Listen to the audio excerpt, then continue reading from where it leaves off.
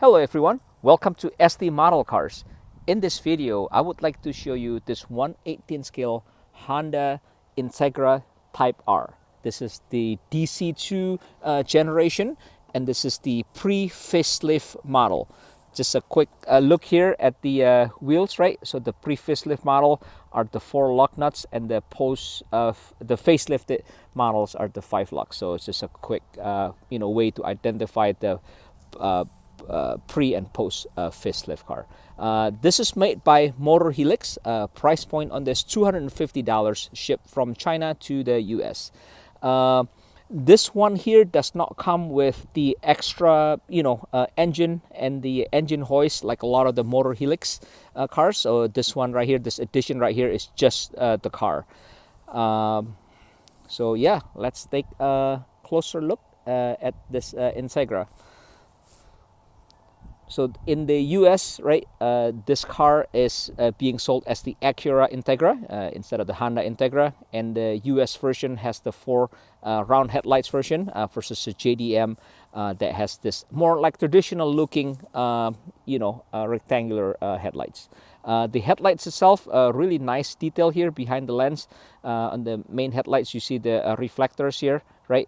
And you see the high beam and I guess the fog lights, if you will.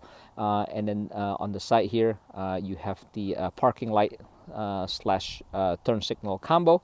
You got the red Honda logo here in the middle of the hood, right? And then you have the lower grill opening, which is there's no grill here. This is all see-through, right? And you can see all the stuff behind the opening of the grill, which is pretty cool. And then let's take a look at the engine bay. So if you open the engine bay here, and if you look at the right, there is there's a little support here. You see where my thumb is, so you can rest the hood there, right? Just to mimic the real car. So here's the engine detail. This is a fully molded engine. As you can see, there's a light here. You can see a little sunlight under the engine here, within the engine and the surrounding. So that means this is a fully molded engine, not just top half. Really nice textured valve cover. Red valve cover. Really mimics the original car.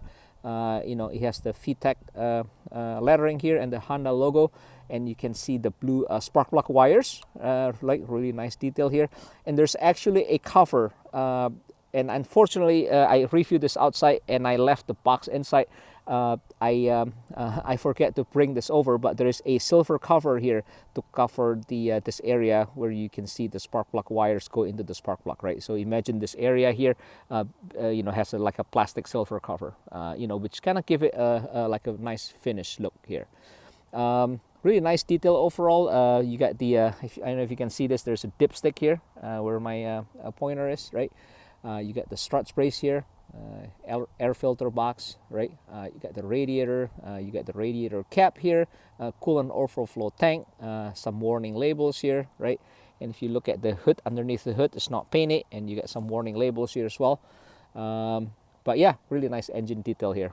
So okay, so let me close the hood here. You close the hood, you see the windshield wiper here, right? They're separate pieces, that is attached to the base of the windshield. And here's the side view of the Integra. This is a right-hand drive car, so this is the right-handed driver side, right? Taking a closer look at the wheel and tires, multi-spoke wheels with the brake rotors there, and you got the brake caliper. And also, if I zoom in here, you can see the tire brand. This is a Bridgestone, and then this is the 195 55 R16. So here's the size of the tires right here. Speaking of the wheel and tires, I want to make a few comments here. If you look at the rear tires, right, there's a lot of talk on the diecast community how the rear tire is off-centered. So if you look at the centerness of the wheel well and the tires, looks like it's actually shifted back a little bit. And I think part of it is because when they do the CAT model, this is my personal opinion. I think they pick the center of the wheel to the center of the wheel well circle.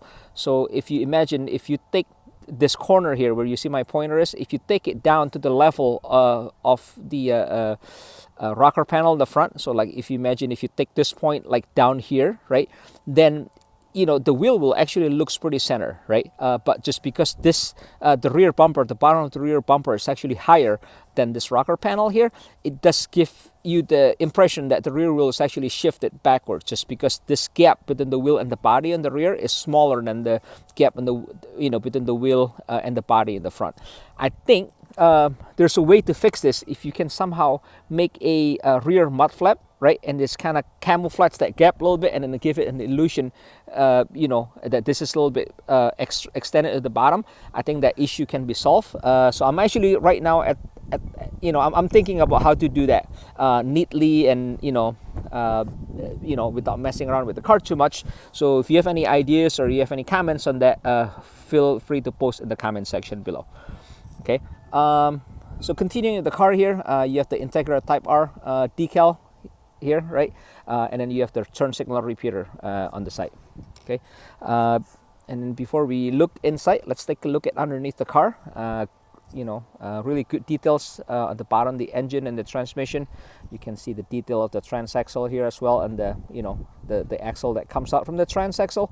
And you see the exhaust here, running in the center of the car, and you can see a little effect here, right, from the heat, and also the rear suspension is very simple. A front-wheel drive car, right? The signature of the Integra, or even the Civic Type R, right? They refuse to go all-wheel drive. They're sticking with front-wheel drive, and so there's no other than the rear suspension, there's no drivetrain in the back on the rear.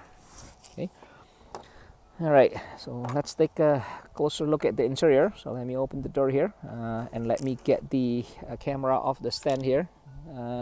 Here's the detail of the interior. Here's the door panel, pretty much all black. You have the power window switches here, right, and the door pull. And this is the interior. It has the red carpeting. I'm sorry, red seating. That's what I meant, right? Red bucket seat there. You can see the dashboard here, the instrument panel, printed IP, and then the steering wheel with the Honda logo in the center. You have the brushed aluminum shifter handle in the middle, right? And you can see the some of the buttons there from the for the HVAC, right? 3 pedals, and he has a floor mat. Actually, that's pretty cool. He has a floor mat that says Type R. So let's take a look at the interior on the other side. Let me spin the car around here. Okay, so here's the passenger side of the Integra Type R, right? You can see the floor mat with the Type R logo a little better here. You can see the red seating in the left side of the dashboard. So, okay. All right, let me put the camera back in the stand. All right, so looking at the back of the car, really nicely replicated tail light, right? Kind of like the signature rear view of the Integra, red Honda logo in the center, a Type R logo on the right, and then you have the this Integra lettering here in the bumper as well, and of course you have the high spoiler, right? Open the hatch here, fully carpeted area. You have the 2 struts that supports the the hatch here, right? And then you got the high mount brake light here, as well as the heating element for the rear defoggers. And this is the passenger side of the Integra. So if you have any comments, suggestions, questions, feel free to post them in the comment section below. And I would much appreciate it if you can subscribe to the channel if you haven't. And I hope you enjoyed the review of this Honda Integra.